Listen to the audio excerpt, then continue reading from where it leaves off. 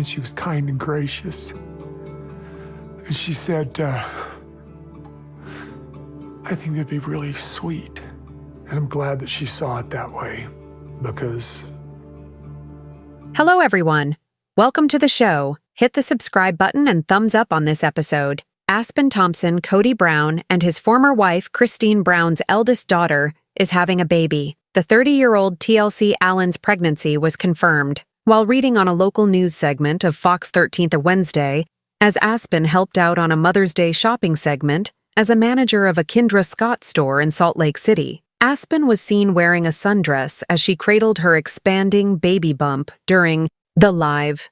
The reporter added, "And how perfect that you have your first little one on the way." Aspen smiled and mouthed, "I know." Aspen and Mitch's 2018 wedding was included in an episode of her family's TLC show in 2019. Since Christine ended her multi-spousal marriage in 2021, Aspen's relationship with Kody has been strained.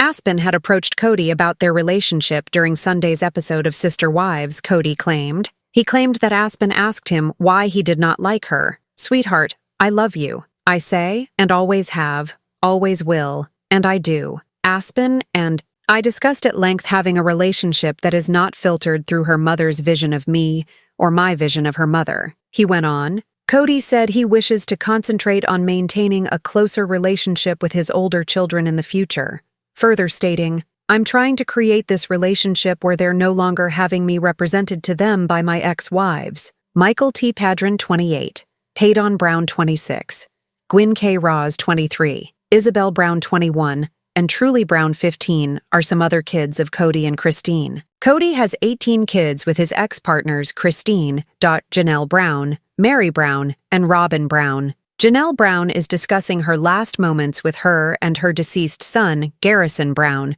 who was the son of her ex-husband, Kody Brown. The previous day when Garrison committed on March 5, 2024 at the age of 25 was completely normal. Janelle recalled texting her son all day long driving back from North Carolina, as told by the TLC star in Sunday Sister Wives episode. "I was aware of his challenges. Each time I just answered the phone and made sure to talk to him." She recalled it wasn't really about anything. "I do know he was calling and speaking with his brothers and others, and I think he needed the contact." TLC. When Garrison ceased to respond to her messages, Janelle, who is also the mother of Maddie, Brownbrush, Logan Brown, Hunter Brown, Gabriel Brown, and Savannah Brown to Kody, stated that she was not even very concerned. "I knew he had gone back to drinking. I feel like it was just going through the cycle where he would go so long and then just binge," she added. "I therefore called Logan and Hunter. We've been tag-teamed, so I texted them. 'Will you guys go see if Garrison will respond to you?' I inquired. 'We're on it, Mom,' they replied. 'We'll just make sure he's all right and check in with him.'" Janelle had gone to bed knowing that her son was in good hands, only to be woken up by bad news. As to Garrison, Janelle said, Gabriel had found him.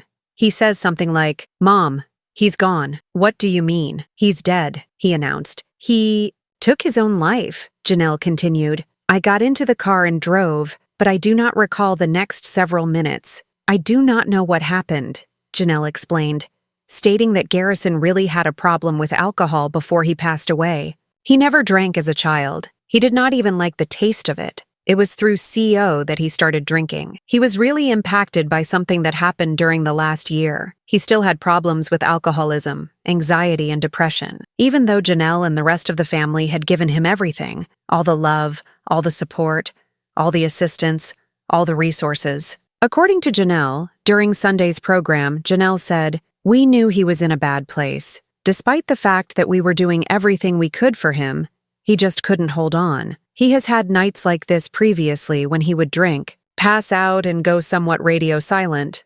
But he would come back in the morning," she continued. "I don't know what occurred this particular night he did that," she continued. "I don't know. I have no idea what went wrong here." A beautiful woman in a flowing sundress became the unplanned center of attention of a Mother's Day tribute in a peaceful section of Salt Lake City, behind the beautiful walls of a boutique famous for its timeless jewels and motivational purpose. With elegance, she stood, one hand naturally placed on the gentle curve of her belly. This woman had slipped unnoticed into a new phase of life, one of healing, serene happiness, and deep anticipation of motherhood. She had once been a cast member of a well-known TV family drama series. Her impending motherhood was made known publicly on live storytelling at a local TV news station and not through a publicity gimmick. The television host paused to take note of the closest revelation of the morning. The woman was having her first child as she highlighted thoughtful gift ideas for next year's Mother's Day holiday.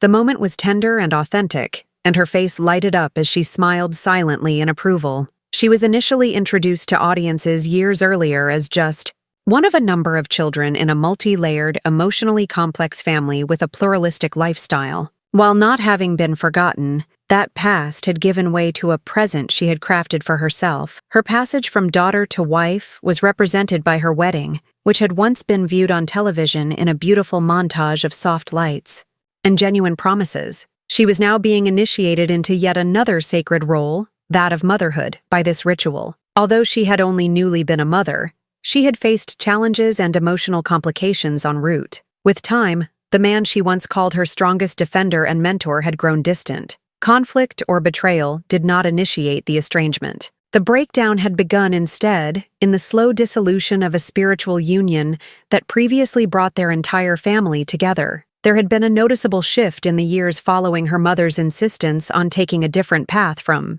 the shared home. There were not many visits, not many talks, and a great many unspoken truths hanging between them. The daughter's bold question shattered the emotional ice in one of these charged moments. "Do you even like me?" she had asked, staring him straight in the eyes. A question no child should ever have to ask. He responded quickly and intensely, grasping for affections and memories buried under years of mutual miscommunication and misunderstanding. He professed his love. He argued that his love for her never wavered, and that his feelings for her mother were not to be used to decide her worth. This was a moment of reckoning for him, a turning point. He began to understand that his prior relationships with their mothers had complicated their relationships, and that each of his older children required a relationship devoid of that baggage. He wanted to begin anew. Starting anew is, however, never easy, especially in families that have mixed realities, emotional scars, and fractured trust. Healing did not require grand gestures or protracted apologies for the lady now preparing to become a mother. Space, understanding, and the unseen change-making power of selecting peace were all required. She had already decided to move to a life very different from the drama that used to fill her house in Salt Lake City. She had fully immersed herself in her society, channeling all of her energy into her work as a store manager and offering customers looking for the perfect piece of jewelry with direction, style, and encouragement. She had found a rhythm within this elegant environment that was akin to her morals of integrity, dignity, and peace. Her husband had been her pillar of support through all of these transformations. He was a gentle soul with a heart grounded in old-fashioned values and modern-day sensitivity. Their marriage had always been about them, a celebration of passion that was deep within family tradition and uniquely their own. Although it was marketed to a broader community now that the seasons were turning again, the couple was preparing for the arrival of their child, along with the values they desired to leave behind. Their belief system for fatherhood was based on integrity, respect, and strength. Although the woman had learned those lessons in both happiness and pain, she now bore them with self-awareness. This moment, her hand protectively placed over her growing tummy, standing tall in a shop full of tokens for love and commitment, was more than a celebrity encounter for those who had watched her life since childhood. It symbolized rebirth, reconciliation between generations, and the resilience of one woman reclaiming her narrative. To her, motherhood was something beyond biological transformation. It was a shift in feeling. She would raise her child in a home where family was defined every day by presence and kindness, instead of titles or tense relationships. She was able to define exactly what sort of mother she would be because her past had taught her what she didn't want. There was no hired announcement of pregnancy, no carefully planned photo layout, and no press release. Just a knowing look, a smile, and a quiet assent that life was unfolding in the most exquisite ways. Her mother, now married and living an independent life, must have been thrilled with the news back home. The bond between them never wavered. Though their lives were now diverging, They had gone hand in hand through the healing process and stood together through the destruction of a home. There was more to this upcoming birth than a new soul coming into the world. It was the continuation of a new lineage, setting a course for history based on courage, intelligence, and unyielding love. Thus, an ex-reality TV personality turned entrepreneur and pre-mom held her place in a tale far greater than ever witnessed on television in that little Salt Lake City jewelry shop setting, surrounded by golden trim and radiant gems. Today was her story, and everything was just beginning. One mother shared her own recollections of the last day she had with her eldest son, whose sudden death has left a deep hole in her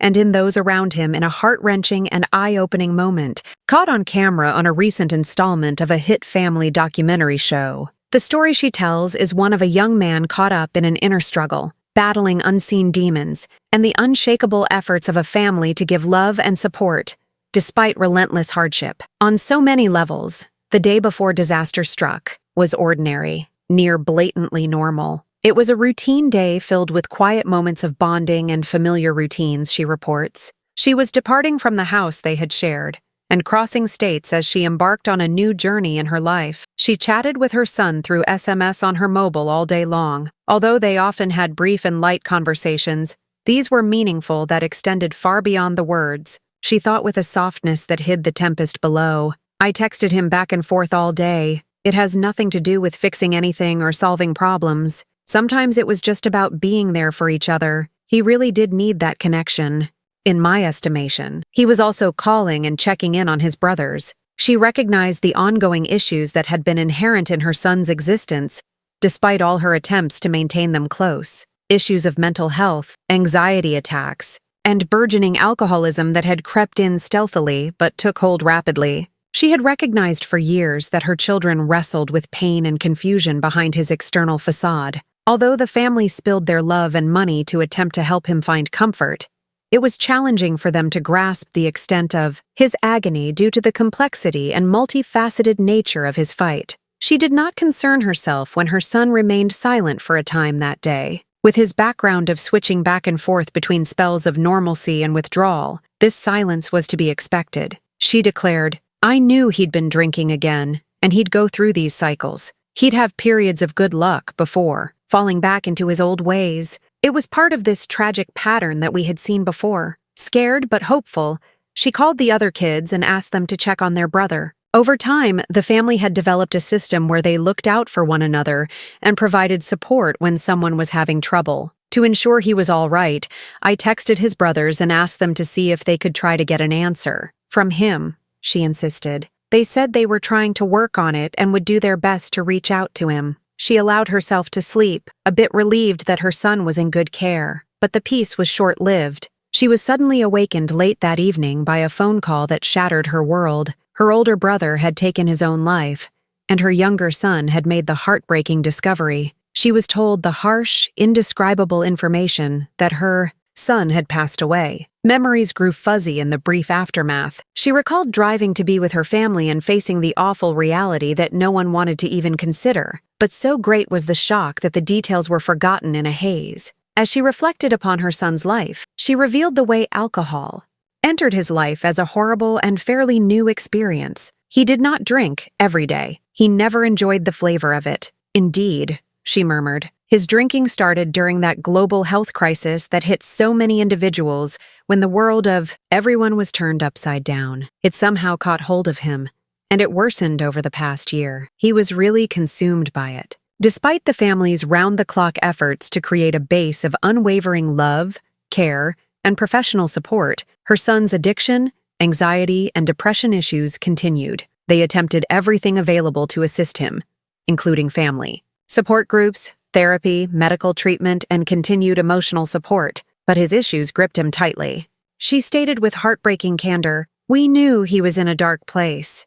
We tried our best to support him. But sometimes love and hard work aren't enough to lift the burden someone carries within." She was candid about how confusing and painful her son's last night had been. He had had such breakdowns before, periods where he would pull away and say nothing after he had been drinking, or where he would cut off communication and then show up the next day, as if nothing had happened. She remembered he would go through this pattern. He would drink, lose himself for a time, and then come back. But something was different this time. I don't know what it was. I don't know what shifted. Her story is proof of the invisible struggles that so many people and families must endure. It brings to light the complexity of addiction and mental illness and the profound impact they can have on the people who love them. It is also a strong reminder of the urgent need for compassion, knowledge, and readily available support for individuals who suffer silently. This mother has been quite vocal about the challenges of coping with grief in front of a public audience within the season